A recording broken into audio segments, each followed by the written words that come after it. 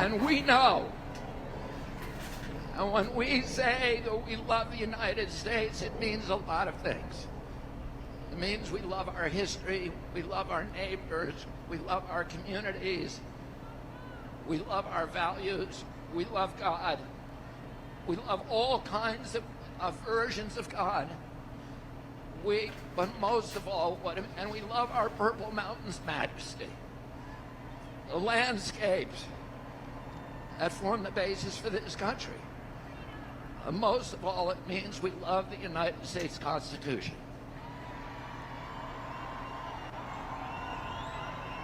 And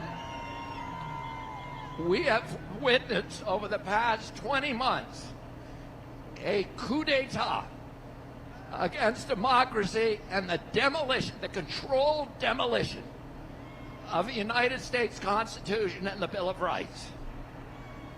And starting with the censorship. And James Madison, John Adams, Thomas Jefferson all said the same thing. We put freedom of speech in the First Amendment because all the other rights that we were trying to protect relied on that right. If you give government the license to silence its critics, you have given them the capacity to commit any atrocity they want and to obliterate all the amendments and rights of the Constitution. Oh, as soon as they got rid of freedom of speech, they went after freedom of religion.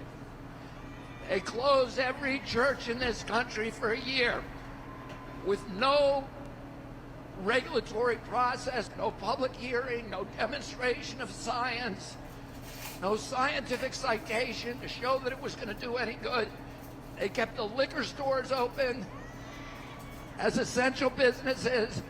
But I remind you that liquor stores are not mentioned in the United States Constitution, and churches are.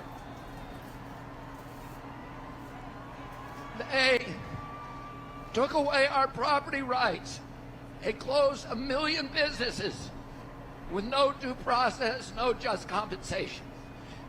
They took away jury trials. The Seventh Amendment says no American shall be deprived of a right to a trial before a jury of his peers in cases or controversies that exceed $25 in value.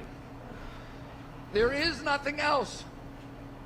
That's all it says. There's no pandemic exception. There's no war exception. There's no any exception. And yet they have passed, I won't even say it a rule, because there was no rulemaking. It's a policy. And you cannot sue any company, any of these large multinational corporations that claim to be involved in countermeasures. No matter how reckless their behavior, no matter how negligent their conduct, no matter how grievous your injury, you cannot sue that company. They have a license to, these are criminal companies, by the way. These are serial felons. The 4 companies that make all of our U.S. vaccines for the children's program, Pfizer, Glaxo, Sanofi, and Merck, have paid $35 billion in criminal penalties for hundreds of violations and damages in the last 10 years. These are the companies that gave us the opioid crisis. It kills 56,000 children a year, more American kids every year than the Vietnam War killed in 20 years. These are not good citizens. These are criminal enterprises. And now you're taking away any economic or legal incentive for them to behave. What do you think they're going to do? You think they found Jesus suddenly and they're going to take care of us and our children and they're suddenly concerned with public health? No. They took away due process rulemaking. They've taken away our right to be free of warrantless searches and seizures for this very intrusive track and trace surveillance, etc. Oh, We are watching something now that I never believed that I would see in my lifetime. And I read in Orwell and Kafka and Aldous Huxley this dystopian science fiction novels that one day the United States would be overtaken by fascism. Fascism, incidentally, is defined, Mussolini defined it as a merger of state and corporate power. And orchestrated by Tony Fauci. So,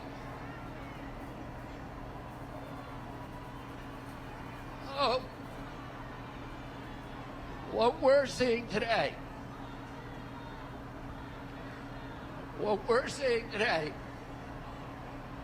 is what I call turnkey totalitarianism.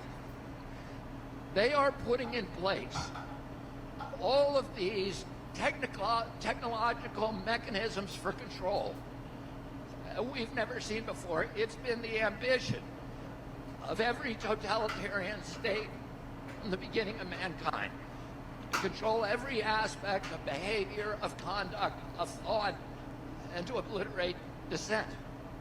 None of them have been able to do it. They didn't have the technological capacity.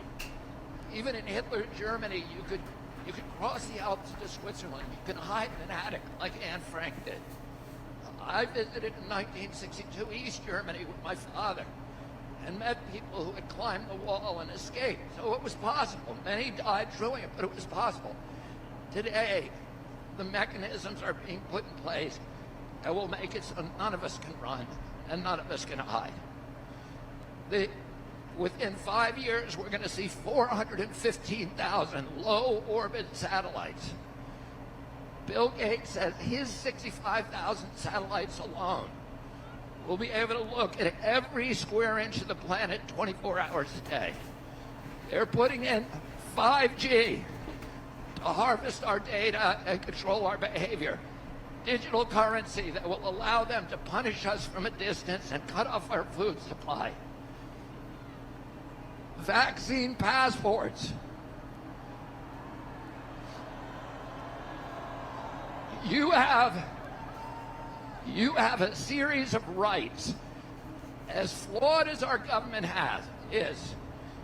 You can still go out and go to a bar, you can go to a sporting event, you can get on a bus or an airplane and you can travel. You have certain freedom. You can get educated, etc.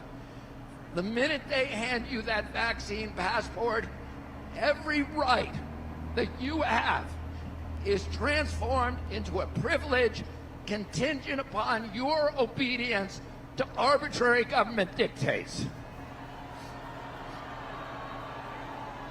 It will make you a slave. And what do we do about this? What do? We resist. I'm going to tell you 3 rules that you all need to know and memorize. Number 1, every power that government takes from us, it will never relinquish voluntarily. So they tell you, we just want you to lock down for 2 weeks. Just to flatten the curve in the hospitals. But then 20 months later, they still have us locked down. And even when they give up, when they close the lockdowns and let us go back to normal, they are not relinquishing the power to do it to you again and again and again. They now have that power, and they will never let it go until we make them let it go. Number 2, every power they take from us, they will ultimately abuse to the maximum extent possible. Number 3, nobody in history of the planet has ever complied their way out of totalitarian control. Every capitulation is a signal to the oppressors to impose new forms of torment or torture or compliance or obedience. Every time you comply, you get weaker. The hill that you're going to die on is the hill that you're on right now. And they're coming for our children. And every time they push you back, when you say yes, because you think, if I just do this, we can all return to normal. Every time they talk you and fool you into bullies cannot be appeased. It just encourages them to new forms of torture and torment.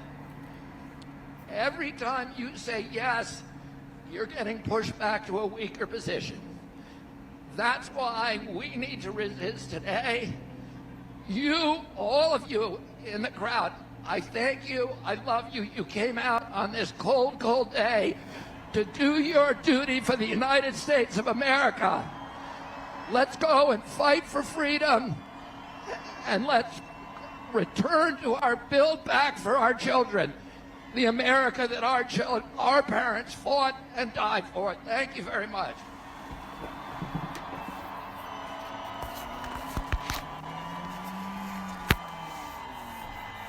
Bobby Kennedy